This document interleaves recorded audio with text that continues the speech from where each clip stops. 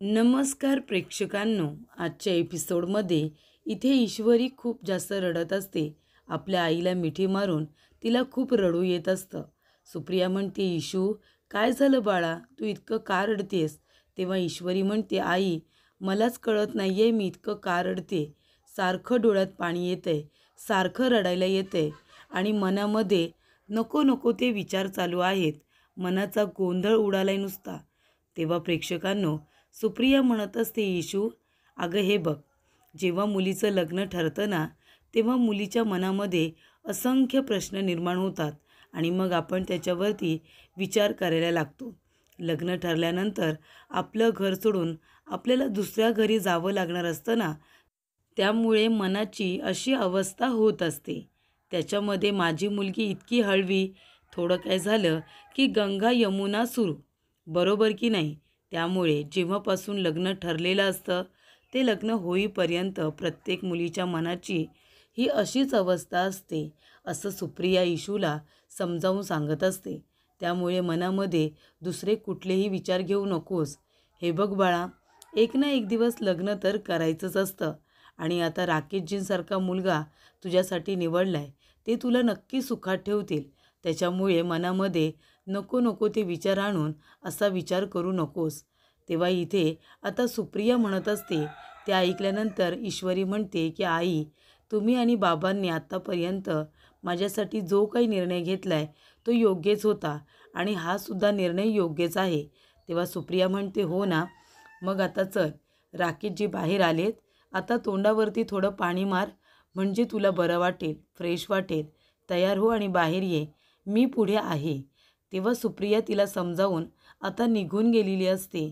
तेव्हा इथे ईश्वरी आपल्या मनामध्ये विचार करत असते की माझं लग्न ठरलंय म्हणून मला रडू येतंय, की अर्णव सर जे काही बोलले त्यामुळे मला रडू येते. तेव्हा इथे ईश्वरी म्हणते, पण लग्न ठरले म्हणून मला इतकं रडायला येतच नाही आहे, पण अर्णव सर जे काही बोलले ना, त्याचं मला नक्कीच वाईट वाटतंय. तेव्हा ईश्वरी म्हणते, पण का? अर्णव सर बोलले त्याचं मला वाईट का वाटतंय? अर्णव सरांनी लावण्या मॅडमबरोबर लग्नाचा निर्णय घेतला आहे. ते आता चांगले जाणते आहेत. त्यांनी काहीतरी विचार करूनच निर्णय घेतला असेल. त्याचं मला इतकं वाईट का वाटतंय? त्यामुळे इथे लावण्या मॅडम कशा आहेत ते मला माहिती आहे. म्हणूनच कदाचित मला असं वाटत असेल की अर्णव सरांसाठी त्या चांगल्या नाही आहेत. पण जर अर्णव सरांना त्यांच्याशी लग्न करायचं असेल तर मला काही देणं घेणं नाही आहे, असं ईश्वरी म्हणत असते. त्यानंतर प्रेक्षकांनो, इथे राकेश म्हणत असतो की काय झालं काका, मला इथे असं अचानक बोलावून घेतलं, काही काम होतं का, काही बोलायचं होतं? तेव्हा इथे काका म्हणत असतात, हो ना, थोडं पर्सनलच बोलायचं होतं म्हणून तुम्हाला इथे बोलावले. तेव्हा इथे राकेश म्हणतो, पर्सनल पर्सनल असं काय बोलायचं आहे?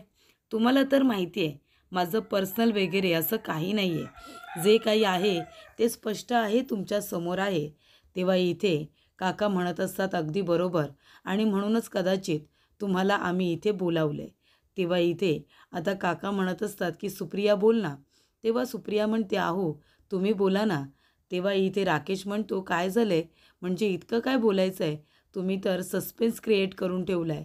तेव्हा सुप्रिया म्हणते, असं काही नाही आहे, म्हणजे खरं तर आम्हाला तुम्हाला काहीतरी विचारायचं आहे आणि सांगायचं आहे. एक निर्णय घेतला आहे आम्ही आणि त्याबद्दलच तुमच्याशी बोलायचं आहे. तेव्हा काका म्हणतात, पण हे बघा, आम्ही तुमच्याबरोबर जे काही बोलू, तुम्हाला जर ते मान्य नसेल तर प्लीज मोकळेपणाने तुम्ही आमच्याबरोबर बोला हां. मनात तसं काही ठेवू नका. तेव्हा इथे राकेश म्हणतो, काका हे बघा, तुम्ही निसंकोचपणे जे काही बोलायचं आहे ते प्लीज बोला. अजिबात मनामध्ये असा विचार करू नका. जे काही आहे ते सांगा. तेव्हा इथे काका म्हणतात की कसं आहे ना राकेशजी, आम्ही आमच्या ईश्वरीचं लग्न करतोय आणि त्यासाठी आम्ही एका मुलाची निवड केली आहे. तेव्हा राकेश म्हणतो, हो का? अरे वा, ही तर चांगली गोष्ट आहे. कुणाची निवड केली आहे तुम्ही? तेव्हा इथे काका म्हणतात की आम्ही तुमचीच निवड केली आहे आमच्या ईश्वरीसाठी. तुम्ही आमच्या ईश्वरीसाठी अगदी परफेक्ट आहात असं आम्हाला वाटतंय. जेव्हा काका इथे आता राकेशला हे सगळं बोलतात, राकेशला आधीपासूनच कळलेलं असतं की ईश्वरीने त्याच्याबरोबर लग्न करायला होकार दिलाय. पण इथे राकेश पूर्णपणे इथे तयारीत असतो आपल्या नाटकाच्या. त्याला असं दाखवून द्यायचं असतं की मी स्वतःहून लग्नाचा विषय काढलेला नाही आहे, तर तुम्ही माझ्याकडे लग्नाचा विषय काढला होता असं त्याला दाखवून द्यायचं असतं. आणि म्हणूनच त्याने इथे हा सगळा डाव रचलेला असतो आणि त्याच्या प्लॅनिंगनुसार सगळं घडतं. इथे काका स्वतःहूनच त्याच्याजवळ लग्नाचा विषय काढतात आणि त्याला खूपच जास्त धक्का बसलाय असं तो दाखवत असतो सुप्रियाला आणि इथे काकांनासुद्धा. जणू काही त्याला लग्न करायचंच नव्हतं, पण तुम्ही आता लग्नाचा विषय काढलाय म्हणून त्याला हे लग्न करायचं आहे असं तो प्रिटेंड करत असतो. तर प्रेक्षकांनो, इथे आता अर्णवने पाटीलला बोलवलेलं असतं. अर्णव म्हणतो, पाटील त्या माणसांचं काय झालं? तेव्हा इथे पाटील म्हणतो, सर त्या माणसांचा आम्ही खूप शोध घेतोय, पण ती माणसं सापडतच नाही आहेत. माझी माणसं सगळीकडे लावलीत मी कामाला, पण सर एक गोष्ट मी तुम्हाला सांगू शकतो, ती माणसं आपल्या इकडची नाही आहेत. ती माणसं या कामासाठी बाहेरून बोलावली होती, म्हणूनच ती माणसं या एरियामध्ये सापडत नाही आहेत किंवा ती लोकं मुंबईमध्ये सापडत नाही आहेत असं पाटील म्हणत असतो. त्यानंतर इथे अर्णव म्हणतो, आणि राजेशचं काय झालं? तेव्हा इथे पाटील म्हणत असतो की साहेब, राजेश नावाची हायकोर्टामध्ये 4 नावाची माणसं काम करतात. तर इथे ॲडव्होकेट म्हणून 4 लोकं आहेत ज्यांची नावं राजेश आहेत. दोघांना तर मी पर्सनली भेटलो होतो आणि एक माणसाला पण भेटलो, पण तो काही इथे तो राजेश नाही आहे आणि एका माणसाला अजूनपर्यंत भेटणंच झालेलं नाही आहे. म्हणजे तो कोर्टामध्ये जेव्हा जेव्हा मी जातो हायकोर्टामध्ये, पण त्याला कधीच भेटणंच होत नाही असं इथे आता राकेशबद्दल आता पाटीलने सांगितलेलं असतं. कारण तो वकीलच नाही आहे, तो फक्त सगळ्यांची फसवेगिरी करतो. त्यामुळे इथे राकेश राजेश दोन्ही नावाचा माणूस हा आता कोर्टात सापडणारच नाही आहे हे मात्र ठरलेलं आहे. तेव्हा त्याचा शोध घेऊनसुद्धा इथे पाटीलला राजेश सापडत नाही. तेव्हा अर्णव इथे गप्पा असतो. पाटील म्हणतो, काय झालं साहेब, तुम्ही इथे एरवी जसं बोलता तसं बोलत नाही आहेत, काही झालं आहे का? तेव्हा इथे सांगा ना साहेब, दुसरं काही काम असेल तर तुमचं, मी तुमचं काम करेन. तेव्हा इथे अर्णव म्हणतो, नाही पाटील, तू काय काम करणार आहेस?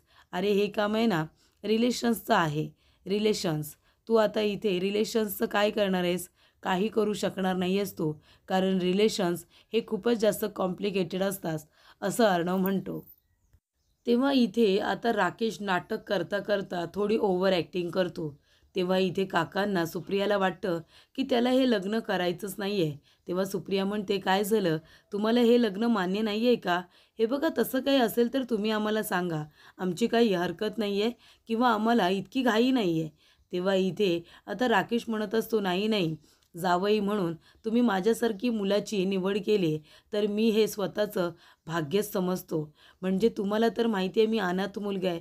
मला इथे सहाने गुरुजीने लहानाचं मोठं केलं आहे आणि त्याचबरोबर मी समाजसेवा म्हणून वकिली करतो. त्यामुळे माझी आर्थिक परिस्थिती बेताचीच आहे आणि तुम्हाला हे माहिती आहे काका, म्हणजे माझी परिस्थिती काय आहे हे तुमच्या समोर मी सगळी सांगितले. अहो, तुमच्याच बहिणीच्या इथे पेंगेस्ट म्हणून राहतो मी, हे सुद्धा तुम्हाला माहिती आहे आणि तरीसुद्धा लग्नासारख्या विषयामध्ये तुम्ही माझी निवड तुमच्या इतक्या चांगल्या मुलीसाठी केली आहे.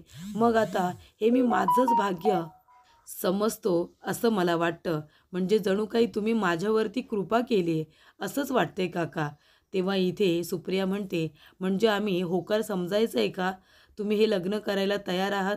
तेव्हा इथे राकेश म्हणतो, तुम्ही माझ्यावरती जो विश्वास दाखवला आहे त्यासाठी मी नाही कसं म्हणू?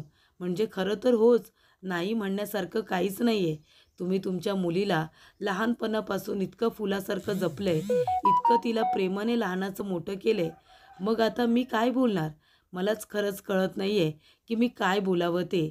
म्हणजे जर ईश्वरीजींना मान्य असेल तर मला हे लग्न करायचंच आहे. पण तुम्हाला माझी परिस्थिती माहिती आहे ना? तेव्हा काका म्हणतात, अहो पैशांचं काय? पैसे कमवाल ना तुम्ही. तुम्हीसुद्धा काम कराल, आमची इशूसुद्धा करेल. कधी-कधी आपण मुलींना खूप सुख बघतो आणि देतो. पण ज्यांच्याकडे खूप पैसा आहे, त्यांच्याकडे सुख आहे, पण तरीसुद्धा मुली सुखी असतात का तिथे? नाही. पैशाने काही होत नाही. सुख असणं महत्त्वाचं आणि आमची इशू तुमच्याकडे सुखात राहील असंच आम्हाला वाटतं. तेव्हा इथे नम्रता आता घाबरलेली असते. धावत पळत ती घरी येते. सगळेजण विचारतात, काय गं नमू, काय झालं? तू काय इतकी घाबरली आहेस? तेव्हा इथे नम्रता म्हणते, बाबा येताना ना चौकामध्ये काही गुंडसारखी दिसणारी माणसं उभी होती. तेव्हा इथे लगेचच राकेश उभा राहतो आणि म्हणतो, गुंडासारखी माणसं उभी होती, ती तुम्हाला काही बोलली का नम्रताजी? त्यांनी तुम्हाला काही केलं? तेव्हा नम्रता म्हणते, हो, ते लोक विचारत होते ना, पण मला नाही काही बोलले, ते तुमच्याबद्दल विचारत होते. तेव्हा इथे आता लगेच राकेश म्हणतो, माझ्याबद्दल विचारत होते? तेव्हा तो मनामध्ये म्हणतो, ते गुंड लोक पैसे घेण्यासाठी आता चौकापर्यंत माझ्या मागे आलेत का? असं तो आता आपल्याच मनामध्ये म्हणत असतो. तर इथे प्रेक्षकांनो, आता अंजली म्हणत असते, येऊ दे अर्णवला, त्याने एवढा मोठा डिसिजन इतक्या घाईघाईमध्ये का घेतलाय ना, ते आता मला बघायचंच आहे. तेवढ्यातच प्रेक्षकांनो, इथे मामा म्हणतात, अंजली, तू अर्णव बरोबर बोलून घे. तेव्हा अर्णव येतो आणि म्हणतो, ताई, तू ठीक आहेस ना? तुला काय झालंय? तुझी तब्येत ठीक आहे? तेव्हा अंजली म्हणते, मी एकदम बरी आहे. तेव्हा मामा म्हणतात, पण अर्णव, तू हे काय केलेस रे? तू त्या लावण्याबरोबर लग्नाला होकार दिलास. अरे पण का? सगळ्यांना माहिती आहे तुझं त्या लावण्यावरती अजिबात प्रेम नाही आहे. मग तरीसुद्धा तू तिच्याबरोबर लग्नाला होकार का दिलास? तेव्हा अंजली म्हणत असते, चिंटू, मला हा तुझा निर्णय अजिबात पटलेला नाही आहे. इतक्या घाईघाईमध्ये तुला हा निर्णय घ्यायची अजिबात गरज नव्हती. आत्तापर्यंत तू त्या लावण्याला नकार देत होतास आणि आता लगेच होकार का दिलास? म्हणजे त्या ईश्वरीने राकेशबरोबर लग्नाला होकार दिलाय म्हणून तू रिव्हेंज म्हणून लावण्याबरोबर लग्नाला होकार दिलायस का? खरं खरं सांग. तेव्हा अर्णव म्हणतो, अजिबात असं काही नाही आहे. तुम्ही प्लीज या दोन गोष्टी एकमेकांना जोडू नका. आणि ताई, आजी खुश आहे ना मी लग्नाला होकार दिलाय तर? बास मग. मग कशाला उगाच तुम्ही आता इथे इतका इश्यू करताय? आजी आनंदी आहे ना? तेव्हा इथे अंजली म्हणते, आणि तू चिंटू, तू आनंदात आहेस का? हे बघ, तू जे काही केलेस ना ते खूप चुकीचं आहे. तू ईश्वरीबद्दल सुद्धा आम्हाला काही क्लिअरिटी दिलेली नाही आहेस. ईश्वरीबद्दल तू बोलला आहेस का? खरं खरं सांग. ईश्वरीवरती तुझं प्रेम आहे? तुला ईश्वरी आवडते का? तेव्हा इथे अर्णव गप्पच बसतो. तो काहीसुद्धा बोलत नाही. त्यानंतर प्रेक्षकांनो, इथे आता काका म्हणतात, की राकेशजी, हे गुंड लोक तुमच्याबद्दल का विचारत होते? तुमचा त्या गुंड लोकांशी काय संबंध आहे? तेव्हा इथे राकेश आता इकडे तिकडे बघतो. तो म्हणतो, की आता काहीतरी खोटं बोललंच पाहिजे. तेव्हा राकेश म्हणतो, आहे ना, त्यांचा आणि माझा संबंध आहे काका. तेव्हा इथे काका म्हणतात, कसा काय? तेव्हा इथे राकेश म्हणतो, आता मी वकील आहे ना, मी इथे गरीब लोकांच्या केसेस लढतो, त्यांना न्याय मिळवून देण्याचा प्रयत्न करतो. मग आता काही जे श्रीमंत लोक आहेत ना, त्यांना मी आड गेलो आहे, बरोबर ना? काही श्रीमंत लोक आहेत, त्यांना मी नडलो आहे. त्याच्यामुळे त्यांनी ही गुंड लोक पाठवलेत माझ्या मागावरती मला दम देण्यासाठी किंवा मला इथे धडा शिकवण्यासाठी. बघा काका, जे काही आहे ते असं आहे. म्हणजे मी इथे गरीब लोकांची मदत करतो, तर असे गुंड लोक वगैरे माझ्या सतत मागावरती असतात. मग आता तुमचा जो काही निर्णय असेल तो तुम्ही आत्ताच घ्या, माझी काही हरकत नाही आहे. तेव्हा प्रेक्षकांनो, इथे काका म्हणत असतात, नाही नाही, तुम्ही इथे गरीब लोकांची मदत करता, त्यांना न्याय मिळवून देण्यासाठी प्रयत्न करता. तुम्ही किती मदत करता हे मी इंदोरमध्ये बघितलं आहे ना. अहो, तेव्हा आपली ओळख नसताना तुम्ही माझी इतकी मदत केली होती. मग तुम्ही ती मदत करा. म्हणजे लोकांना न्याय मिळवून देण्यासाठी तुम्ही जे काही प्रयत्न करता ते तुम्ही करत राहा. आमची काही हरकत नाही आहे.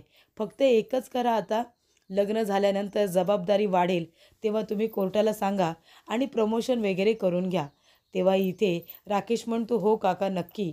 आत्तापर्यंत एकटाच होतो, या सगळ्याची काही गरज वाटत नव्हती, पण आता मी कोर्टाला नक्की इथे विनंती करेन आणि माझं प्रमोशन वगैरे वाढवायला सांगेन. तेव्हा इथे सुप्रिया म्हणते, म्हणजे तुमचा होकार आहे असं आम्ही आता मान्य करू ना? तेव्हा इथे राकेश म्हणतो, हो, माझा होकार तर आहेच, मला आशीर्वाद द्या. आणि म्हणून तो इथे काका आणि काकूंच्या पायासुद्धा पडतो. त्यानंतर प्रेक्षकांनो, इथे आता काका म्हणत असतात, सुप्रिया, अगं, इतकी मोठी आनंदाची गोष्ट आहे, पेढे आण, तोंड गोड करूया. तेव्हा ती पेढे आणायला जाते. त्याचबरोबर इथे आता राकेश म्हणत असतो आपल्या मनामध्ये, चला, इतक्या मेहनतीचं फळ आता फायनली मला मिळणार आहे. माझी इंदोरी जिलेबी आणि माझं लग्न होणार आहे. त्यानंतर प्रेक्षकांनो, मामा म्हणत असतात, की अर्णव, तुझं हे वागणं आम्हाला अजिबात पटलेलं नाही आहे. अरे, त्या लावण्याबरोबर तू का लग्न करतोयस? अरे, तिच्यावरती तुझं काही प्रेम आहे का? तू घेतलेला निर्णय आम्हाला अजिबात मान्य नाही. आणि तुझं ईश्वरीवरती प्रेम आहे ना? तेव्हा अर्णव म्हणतो, हे बघा, तुम्ही नको तो विचार करू नका. ती ईश्वरी देसाई त्या राकेशबरोबर लग्न करते आणि मी लावण्याबरोबर लग्नाला होकार दिलाय. याचा एकमेकांशी काडी मात्र संबंध नाही आहे. तिला जो डिसिजन घ्यायचा आहे तिने घेतला, मला जो घ्यायचा आहे तो मी घेतला. आणि तसंही आजीची इच्छा आहे ना की माझं लावण्याबरोबर लग्न व्हावं, तर मी ते करतोय. तेव्हा इथे मामा म्हणतात, अरे पण तुझं प्रेम कुठे आहे तिच्यावरती? तुझं प्रेम ईश्वरीवरती आहे ना, मग तू तसं मान्य का करत नाही आहेस? अजून ईश्वरीवरती तुझं प्रेम आहे हे तू आता आम्हाला स्पष्टपणे सांगितलेलं नाही आहेस. हे बघ अर्णव, तसं असेल तर तुला घाई गडबडीमध्ये हा निर्णय घ्यायची गरज नाही. तेव्हा अर्णव म्हणतो, माझा निर्णय झाला आहे आणि त्याच्यामध्ये बदल होणार नाही आहे. तेव्हा अंजली म्हणते, चिंटू चुकीचं वागलायस तू. आज माझा भाऊ हारलाय म्हणजे कुठलेही प्रयत्न न करता, कुठलीही क्लिअरिटी न देता तू जो काही हा निर्णय घेतलायस ना, त्यामुळे माझा भाव हारलाय. तू असा अजिबात नव्हतास, पण तू आता असं का केलेस ते मला कळत नाही आहे. पण तू जर काही गोष्टींची क्लॅरिटी दिली असतीस आणि स्वतःच्या डोक्यामध्ये आणि मनामध्ये स्पष्ट असतास ना, तर जास्त बरं झालं असतं, असं इथे अंजली आता म्हणत असते. त्यानंतर प्रेक्षकांनो, लावण्या आणि वल्लरी दोघीजणी बसलेल्या असतात. तेव्हा वल्लरी म्हणते, काय मग लावण्या, खुश ना? इथे अर्णवने लग्नासाठी होकार दिलाय. तेव्हा इथे लावण्या म्हणत असते, मामी पण जास्त आनंदी व्हायची गरज नाही आहे. कारण इथे अर्णवने जरी लग्नाला होकार दिला असला तरीसुद्धा तो पूर्णपणे माझा झालेला नाही आहे, कारण त्याचं माझ्यावरती प्रेम नाही आहे. तेव्हा इथे वल्लरी म्हणते, आणि ते प्रेम कधी नसणारसुद्धा. ते लवकर प्रेम होईल असं मला वाटत नाही, कारण त्या अर्णवच्या मनामध्ये ईश्वरीने कधीच जागा मिळवली. त्यामुळे आता तुझ्याबद्दल त्याच्या मनामध्ये अजिबात प्रेम नाही आहे. पण जाऊ दे ना, इथे स्वतःच्या आजीसाठी जरी तो तुझ्याशी लग्नाला तयार झाला असला तरीसुद्धा तो ईश्वरीला विसरेल असं होणार नाही. पण तुला आता प्रयत्न करावे लागणार आहेत अर्णवच्या मनामध्ये जागा निर्माण करण्यासाठी. तेव्हा इथे लावण्य म्हणत असते, म्हणजे आमचं लग्न जरी झालं तरीसुद्धा ती मिडल क्लास ईश्वरी ती अर्णवच्या मनामध्ये सातत्याने असणार आहे का? ती कधीच अर्णवच्या मनातून जाणार नाही का? तेव्हा वल्लरी म्हणते, जाईल ना, पण त्यासाठी तुला प्रयत्न करावे लागणार आहेत. एक गोष्ट लक्षात ठेव लावण्या, तुझी आणि अर्णवची पत्रिका जुळलेली नाही आहे, तर त्या ईश्वरी देसाईची आणि अर्णवची पत्रिका जुळले. त्यांचे 36 पैकी 36 गुण जुळलेत आणि ती पत्रिका मी बदलली आहे. त्याच्यामुळे तुझं आणि अर्णवचं लग्न जरी झालं ना तरीसुद्धा ते टिकवण्यासाठी आणि त्याच्या मनामध्ये प्रेम निर्माण करण्यासाठी तुला खूप मेहनत घ्यावी लागणार आहे. जाऊ दे ना, प्रेम जरी नसेल तरीसुद्धा तुझ्याकडे हक्क असतील, अधिकार असतील. या घरावरती तू वर्चस्व गाजवशील, बरोबर की नाही? त्याच्यामुळे फक्त तुझा हक्क अधिकार नसणार आहे, त्याच्यामध्ये माझासुद्धा तेवढाच अधिकार असणार आहे. ही गोष्ट फक्त लक्षात ठेवायची, ती विसरायची नाही आहे तू. तेव्हा लावण्य म्हणते, मामी ते सगळं माझ्या लक्षात आहे, त्याची तुम्ही मला आठवण करून देऊ नका. पण एक गोष्ट नक्की, मला फक्त अर्णवबरोबर लग्न करायचं नाही आहे, तर अर्णव माझा प्रेमसुद्धा आहे. त्याने माझ्यावरती प्रेम केलं पाहिजे. मला दोन्ही हवं आहे, लग्नसुद्धा आणि प्रेमसुद्धा. आणि ह्या लावण्याला हरायची सवय नाही आहे. मग त्यासाठी मला वाटेल ते करावं लागलं तरीसुद्धा मी करेन. त्यानंतर प्रेक्षकांनो, इथे राकेश आणि ईश्वरी दोघेजणं बोलत बसलेले असतात. राकेश म्हणत असतो, काका काकू म्हणाले की तुम्ही दोघेजणं बोला म्हणून आणि आपल्याला इथे बोलायला पाठवलं. पण खरंच सांगू का, मी तुमच्याजवळ इतक्या गप्पा मारल्यात तेव्हा मला असं काहीच वाटलं नाही. पण आता आपल्याला बोला असं सांगितलं आहे तर काय बोलायचं खरंच मला काहीच कळत नाही आहे. तेव्हा इथे ईश्वरी म्हणते, हो ना. त्यानंतर राकेश म्हणतो, पण ईश्वरी खरं सांगू का, माझ्या मनात आहे ते, तुमच्यासारखी इतकी सुंदर, हुशार, इतकी लाडाकुडात वाढलेली मुलगी कधीतरी माझा म्हणजे विचार करेल, माझ्याबरोबर लग्नाचा विचार करेल, या गोष्टीचा मी कधी विचारच केला नव्हता. म्हणजे खरंच माझ्यासारख्या मुलाला तुम्ही पसंत केलंत हे मी माझं भाग्य समजतो. तेव्हा ईश्वरी म्हणत असते, कसं आहे ना, माझ्या आईवडिलांवरती पूर्ण विश्वास आहे.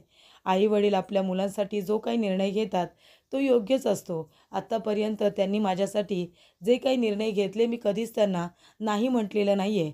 आणि आता लग्नाच्या विषयामध्ये सुद्धा त्यांनी माझ्यासाठी जो निर्णय घेतला आहे तो मला योग्य वाटतो आहे आणि म्हणून मी होकार दिला आहे. तेव्हा इथे राकेश म्हणत असतो, अगदी बरोबर, तुम्ही अगदी बरोबर केले. मलासुद्धा तेच म्हणायचं आहे की त्यांनी माझी जावई म्हणून जर निवड केली असेल तर काहीतरी विचार करूनच केला असेल.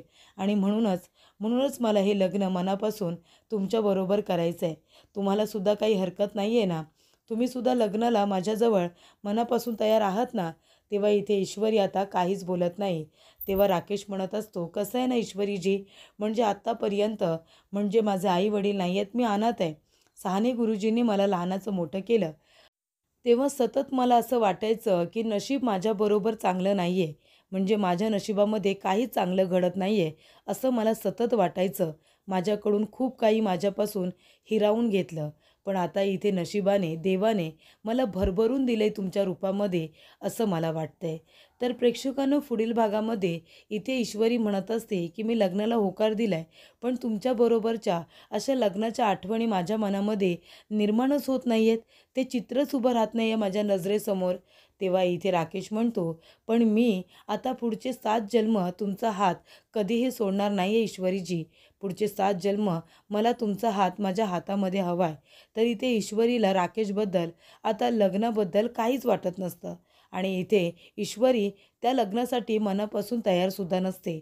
पण इथे राकेश तिला काही आता सोडायला तयार नाही आहे. तर इथे लावण्या अर्णवला म्हणत असते की आय लव्ह यू अर्णव, मला तुझ्याबरोबर लग्न करायचंच आहे, पण मला तुझं प्रेमसुद्धा हवं आहे, असं तिचं म्हणणं असतं.